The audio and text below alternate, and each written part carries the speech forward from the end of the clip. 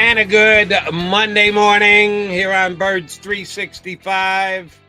It is Monday. I'm not sure how good it is. I know it's not very good from a San Francisco 49er perspective. And unfortunately, I don't know how good it is from a Philadelphia Eagle perspective. And that is the one that we're concerned with most here on Birds 365. But yeah, they finished up the season yesterday, Johnny Mac. I guess that Patrick Mahomes guy is pretty good, huh? He's having himself a little bit of how a about career. giving him the ball in overtime with a chance to win? A lot of second guessing with our buddy Kyle Shanahan, and I don't know. By the way, I hate the rules. I'll start there.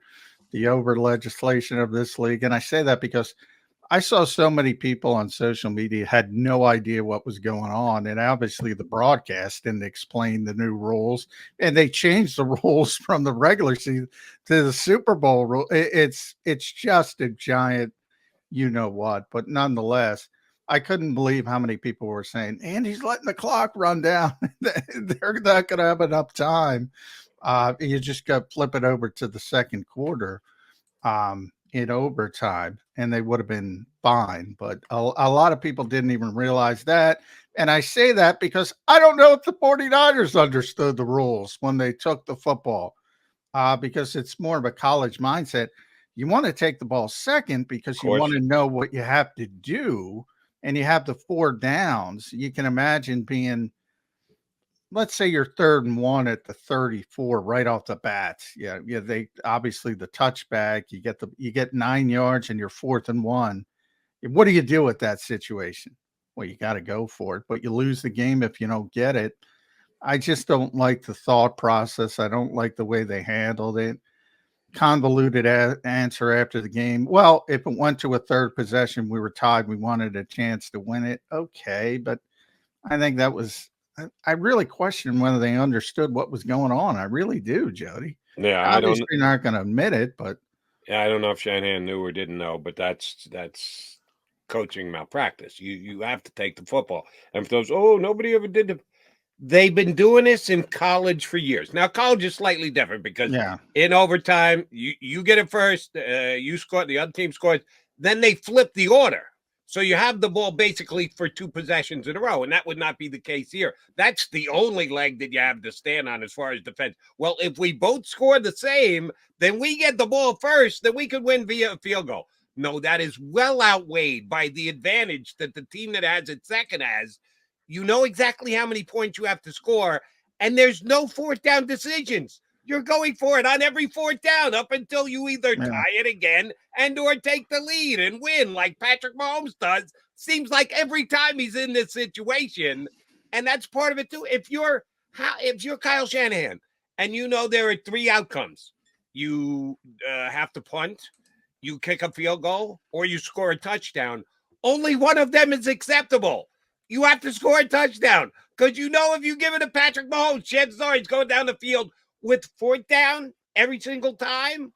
Of course he's going to score a touchdown, which he did. So Shanahan, I'm sorry, that's coaching malfeasance out of Kyle Shanahan, which I'll give you credit because you've said since you and I started doing Birds 365, he's the best play caller, play designer in the National Football League.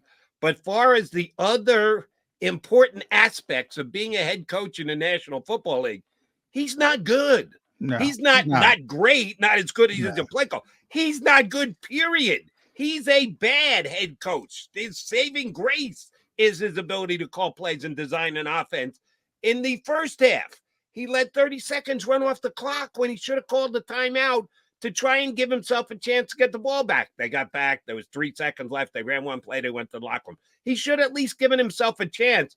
Those things that coaches have to do, make decisions in game, he's terrible at it. Yeah. And by the way, I don't want to put it all on the coach. You know me. I think people, when you do, and I agree with all that. I would have taken the football, and if you don't take the football, I'm going for it on 4th and 4. I know it's long. It's not a good percentage that you're going to convert, but at least you have them backed up, and maybe they get a little bit conservative, and maybe somebody can make a play on defense. So I disagree with all of the decision making.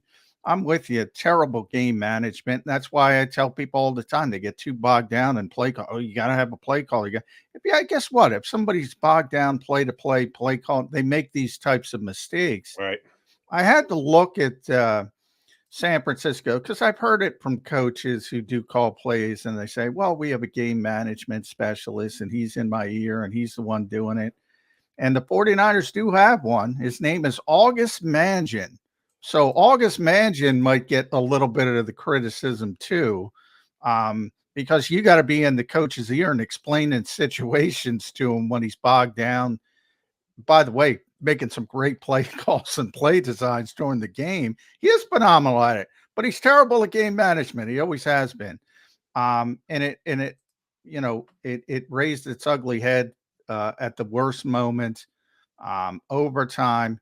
Yeah, it sucks they changed the rules. It sucked. It's not sudden death, but that's what it is. That's what the rules are now. I hate they changed the rules, but they are what they are. And everybody knows it, or you should know it. You're supposed to know it. McNabb at the end of the day. And I can't prove it, Jody, because they said what they said, but I got an inkling thought that they didn't understand what was going on. I really, really believe that in my core. Can't prove it, just speculation. But I really believe that organization, and it's not just Kyle Shanahan, as I explained, and that's egregious. If that's the case, that's egregious. Right. It doesn't pick your poison. You made the wrong decision or you didn't know the rules. Fireable offense either way. Doesn't make a difference to me. That's unacceptable out of an organization, out of a head coach, and by the way, a game Jody, manager whispering in your ear. I don't care who the hell it is. Can't do it. And that doesn't mean, and I want to take the players off the hook. And Patrick Mahomes is great, and we'll say Patrick is unbelievable. That doesn't mean you can't stop and make a play. And it's late in the game, and they were tired, and they went right down the field. I think Mahomes was 8 for 8. Nick Bosa, for a long part of the game, I thought he was going to be the MVP of the Super Bowl, which is an unbelievable accomplishment for a defensive player any year. I think he had 10 pressures and, maybe he just wore down, but somebody can make a play. So I'm not going to put it all on the coaches. I always say good times, bad times, indifferent times. Players always come first. Players still come first here. Patrick Mahomes, Kansas City does a tremendous job. On the other hand, San Francisco kind of fell apart. And by the way, Eagles fans, speed in, speed out, whatever Andy's calling it this week, corn dog, I think he calls it, or Tom and Jerry, I think Peter King said this week, whatever you want to call it, that speed in, speed out motion. And he's got 2 picks built in. Talk about play design. It ain't that easy. Now, granted, the Eagles blew the coverage, but it ain't that easy to cover that, especially when you're in man-to-man coverage. And the likes of Marquez Valdez-Scantling and McCall Hardman. And the only big play, Mahomes really didn't do much in the first half. He wasn't really all that good. Didn't do anything. Yeah. The only big play he had was basically tossing it up for grabs, and Hardman just happened to be in better position to adjust to the ball to make the 56-yard. What a good play. No, if Gibson had any ball awareness, he just didn't track the ball. Exactly. That was the safety. That would have been an interception if he tracked the ball properly. Now, sometimes you take a shot and it worked out for you. Yeah, I mean, that's what the 49ers defense in the first half was tremendous, and I didn't expect that because they weren't playing well in the playoffs coming up to that point against Green Bay, against Detroit. And all of a sudden, Nick Bosa, Fred Warner was amazing. Best linebacker in football.